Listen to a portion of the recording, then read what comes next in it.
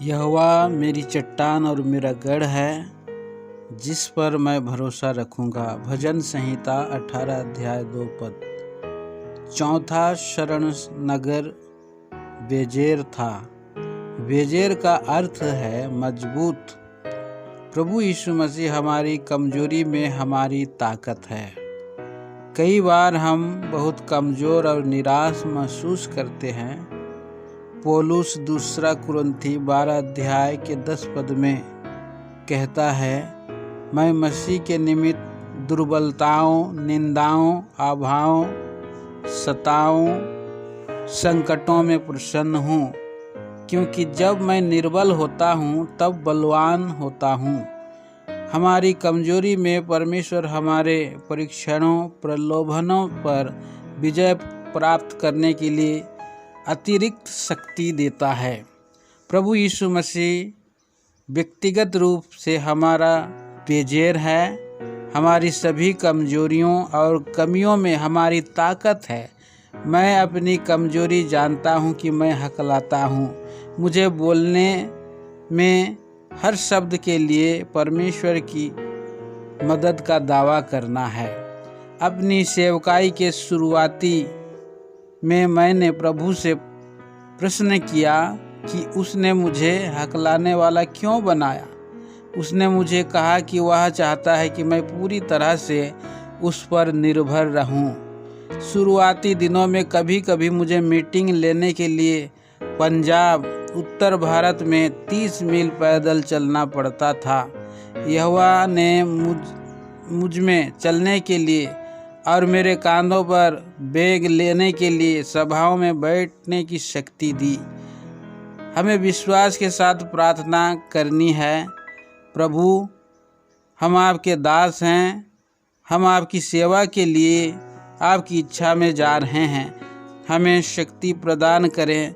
इस तरह जब हमारे परिवार या कार्यालय में कोई भारी जिम्मेदारी होती है तो हम उसकी ताकत का दावा कर सकते हैं। वह हमारी सीमाओं और कमियों में हमारा बेजेर है। वह हमारी अचूक और पर्याप्त ताकत है। पांचवा, रामोत। रामोत का अर्थ है ऊंचाई।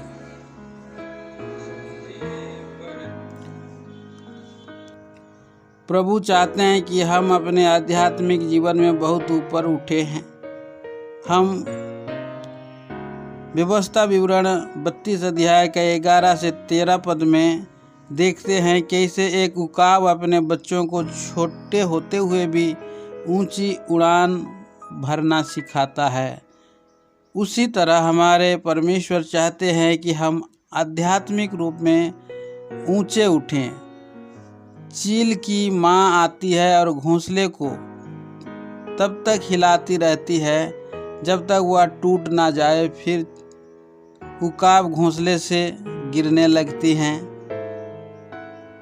उकाब माता उन्हें अपने पंखों पर लेती है, ऊंची जाती है और फिर उन्हें गिरा देती है। या कई बार दोहराया जाता है जब तक कि युवा पक्षी ऊंची उड़ान भरना नहीं सीख जाते। उसी तरह प्रभु चाहते हैं कि हम बहुत ऊंची उड़ान भरें, अर्थात स्वयं का एक गहरा अनुभव प्राप्त करें। उस उद्देश्य के लिए उसे हमारी योजनाओं को तोड़ना होगा। हम रोते रहें, प्रभु हम पर दया करो, हमारी हालत देखो, लेकिन प्रभु हमें तब तक तोड़ते रहते हैं जब तक कि हमें आध्यात्मिक रूप में एक ऊंचे स्थान में नहीं लाया जाता है, जहां उनके पास हमारे लिए सब कुछ सबसे अच्छा है। वह हमें अपनी योजना में लाने के लिए हमारी योजनाओं को तोड़ता है। जब हम परमेश्वर के वचन में सभी छिपे हुए रहस्य का आनंद लेते हैं और जानते हैं कि हमें बचाने के लिए उसके पास कौन से उच्च उद्देश्य है। यशायाह 58 अध्याय का 14 पद। यही हमारे लिए परमेश्वर की इच्छा है। जितना अधिक हम परमेश्वर की इच्छा पूरी करने में प्रसन्न होते हैं, उतना ही अधिक हम ऊंचे उठते हैं। छठा, गोलान। गोलान का अर्थ है वृत्त, एक सर्कल में कोई प्रारंभिक बिंदु नहीं है। प्रत्येक बिंदु आरंभ और अंत बिंदु हो सकता है। एक चक्र अनंत काल के लिए खड़ा है, कोई यदि या अंत नहीं है। प्रकाश या अंधकार अनंत काल में दिन हो या रात, प्रतिदिन प्रभु हमें अनंत काल के लिए तैयार कर रहा है। हमें स्वर्ग के योग बनाने के लिए कुछ शिक्षा है जो हम पृथ्वी पर सीखने होंगे। पृथ्वी पर हम बहुत चतुर शिक्षक, डॉक्टर, नर्स, इंजीनियर आदि बनना चाहते हैं।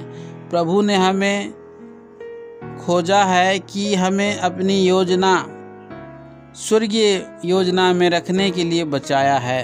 जब हम स्वर्ग में जाएंगे तो हम उस पाठ का बहुमूल्य जानेंगे जो उसने हमें पृथ्वी पर सिखाया है। इसलिए हम सभी परिस्थितियों में आनंदित हो सकते हैं। रोमी 8 अध्याय 37-38 पद। हमारे साथ कुछ भी हो, हमें प्रभावी सेवक बनने के लिए प्रभु ने अनुमति दी है। हमारी गरीबी, बीमारी, परीक्षण और कठिनाइयाँ हमें प्रभावी सेवकाई के लिए प्रशिक्षित करती है।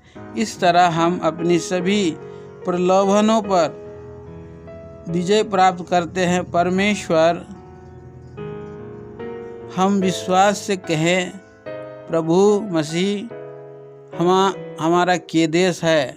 पवित्रता के लिए हमारा शेकेम हमारा कंधा है, हमारा हेब्रोन हमारी सच्ची संगति है, बेजेर हमारी ताकत है, रामोत हमारी आत्मिक ऊंचाई है और गोलान हमारा अनंत काल है।